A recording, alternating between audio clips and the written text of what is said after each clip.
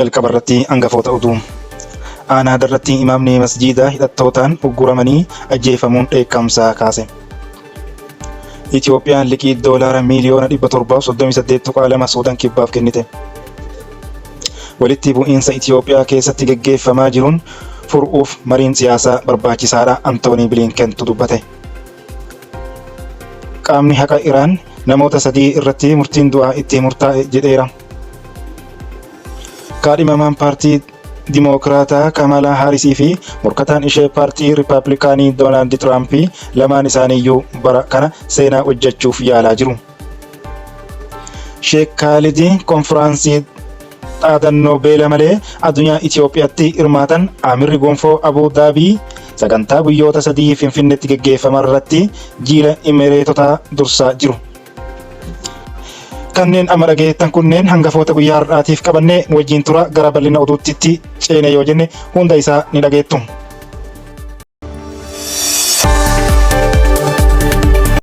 Ashama harka fuunee nageenyi badhaadhaa daawwattoota Ardii Miidiyaa Neetworkii amma oduu keenya kan Sadaasa 6/2024 qopheeffannee maddeen amanamoo irraa qindeeffannee dhiyeeffanneerra nu wajjin tura.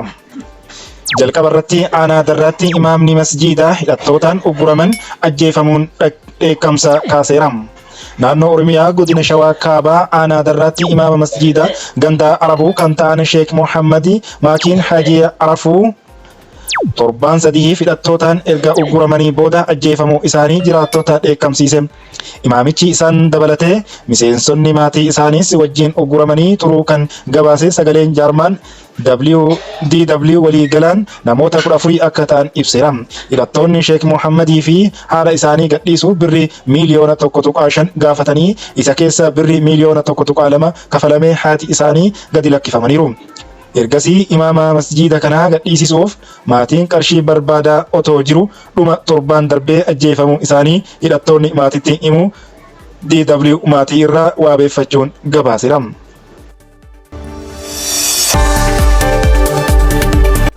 Oduu itti aanuun Itoophiyaan liqii doolaara miliyoona 738.2 Suudaan kibbaaf kennite. Manni maree bakka bu'oota uummataa walga'ii idilee arfaffaa har'aa gaggeesseen waliigaltee mootummaan Itoophiyaa Suudaan kibbaaf liqii doolaara miliyoona 738.2 dhiyeessuuf mallatteessee raggaasise. Liqiin kun Itoophiyaaf Suudaan kibbaa daandiin wal qunnamsiisuuf kan oolu yoo ta'u, daandiin kun daangaa Itoophiyaa irraa ka'ee hanga Suudaan kibbaatti kiiloomeetira 220 kan dheeratu ta'a. Waliigalteen faayinaansii kun caamsaa bara 2023 kan mallatteeffame yoo ta'u, manni maree ce'umsaa biyyaalessaa Suudaan kibbaa ji'a waxabajjii darbee raggaasisuu isaa ni yaadatama. Waliigalteen liqii kun yeroo boqonnaa waggaa 5 kan qabu yoo ta'u, waggoota 10 keessatti kan deebi'u ta'uu ibsameera. Akkaataan liqiin kun deebi'us kaashii mallaqaan yookiin boba'aan yoo ta'u, biyyi liqii fudhatee boba'aadhaan kan deebisu yoo ta'e baasii mataa isaatiin hanga poortii Suudaan geessuun dirqama ta'uu eerameera.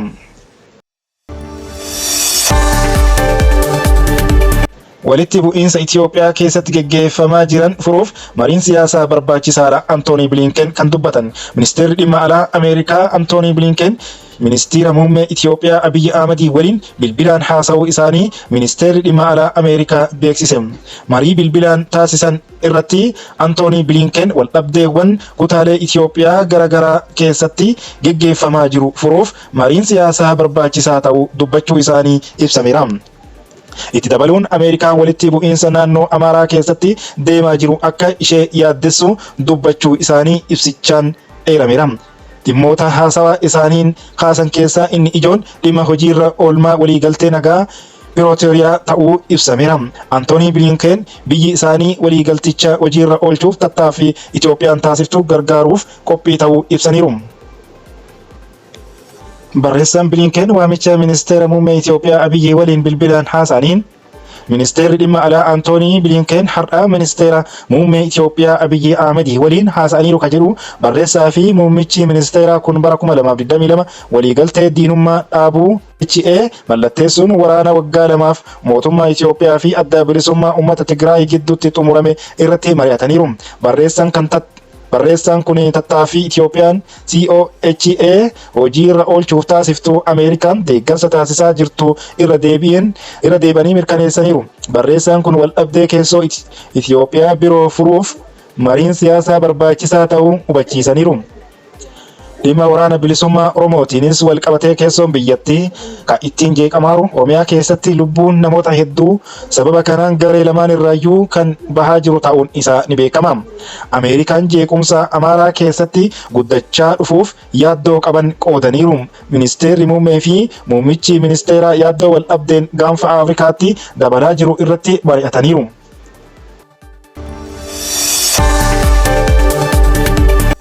Oduu giddugala bahaa irraa arganneen immoo qaamni haqaa Iraan namoota 3 irratti murtii du'aa itti murtaa'e jedheera. Manni murtii Israa'el basaasaa fi ajjeechaa saayintistii niwukileeraa olaanaa keessatti hirmaachuu isaanii erga murteessee booda Mohsen Fakhrizadeh adoolessa bara 2020 konkolaataan isaa daandii guddaa magaalaa guddoo biyyattiin alatti argamu irratti duuluun ajjeefame.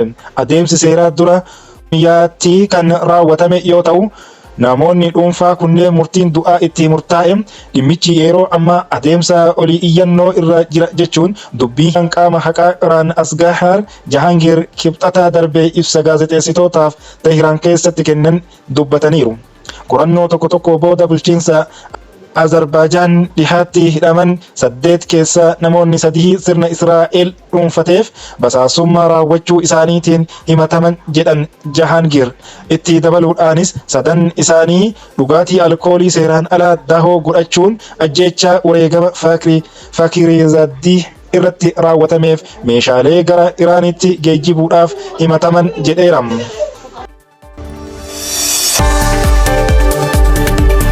Filannoo Ameerikaatii wal qabatee odeeffannoon ammaaf arganne kaadhimamaan paartii Dimokiraatii Kamala Haarisii fi morkataa ishee paartii Riippaabilikaanii Doonaald Tiraamp lamaan isaaniiyyuu bara kana seenaa hojjechuuf yaalaa jiru jedhan.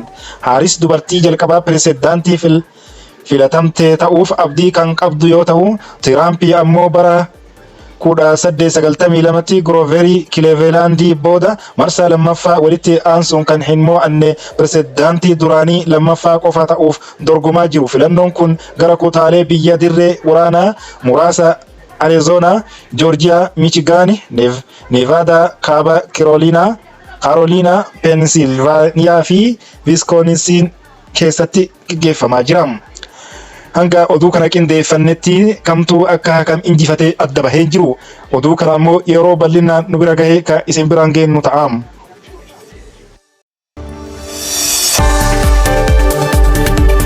Sheek Khalid konfiraansii dhaadannoo beela malee addunyaa asoorru jedhu Itoophiyaatti hirmaatan Amiira Gonfoo Abu Dhaabii sagantaa guyyoota 3f Finfinneetti gaggeeffame irratti jiila Imireetota dursaa jiru. Konfiraansiin idila addunyaa sadaasa 5/2024 Sheek Khalid bin Muhammad Amiira Gonfoo Abu Dhaabii jiila United Arab Emirates kan hoogganan konfiraansii beela malee addunyaa Itoophiyaa Finfinneetti kibxata darbe eegale irratti ministeerri muummee Itoophiyaa Dr. Abiy Ahmediin kan eebbifame. Konfiraansiin guyyoota 3f turu kun wabii nyaataa addunyaatiif teekinooloojii kalaqaa fi hojimaata itti fufiinsa qabu ceesisuuf kan kaayeffatedha.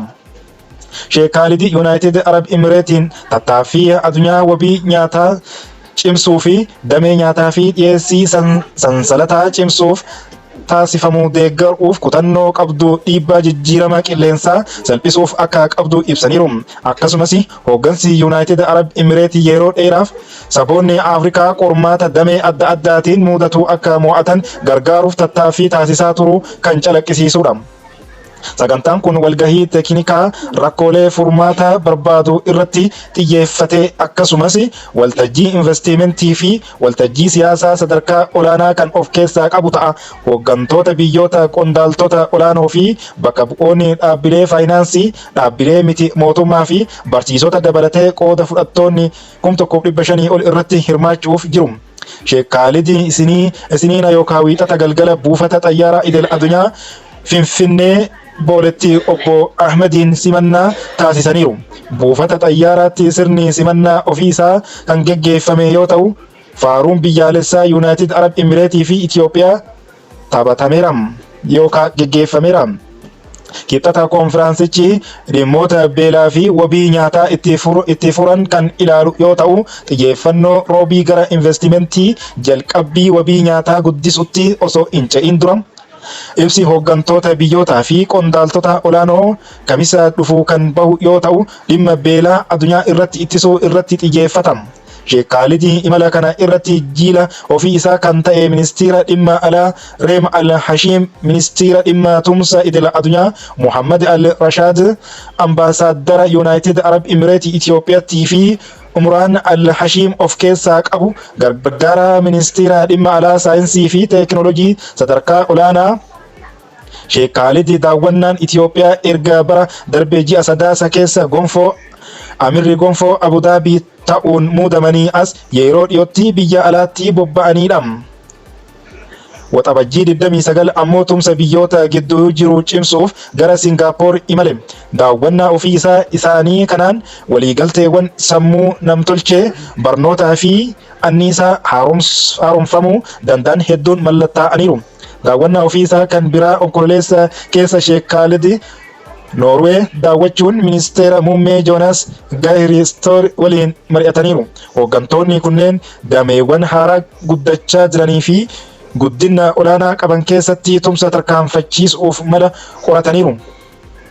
Waxabajjii tokko daawwannaa ofii isaa Qatar xumuranii marii Amiira Qatar Sheek Tamiim waliin taasisaniin dameewwan tarsiimoo hundaa keessatti walitti dhufeenya guddisuuf Malaawii irratti mari'ataniiru. Muummichi ministeera Qatarii fi ministeera dhimma alaa Sheek Muhammad bin Abdurrahmaan Altaanii waliinis wal arganii tumsa gama hedduun gadi fageessuun barbaachisaa ta'uu ibsaniiru. Ji'a darbee Sheek Khalid daawwannaa ofii isaa Hindii xumuruun qaama olee United Arab Emirates fi Hindiin gidduutti tumsa mallatteessuun waliigaltee tumsa diinagdee hunda galeessa United Arab Emirates fi Hindii caamsaa 2022 hundeeffame dheeressee argee jira.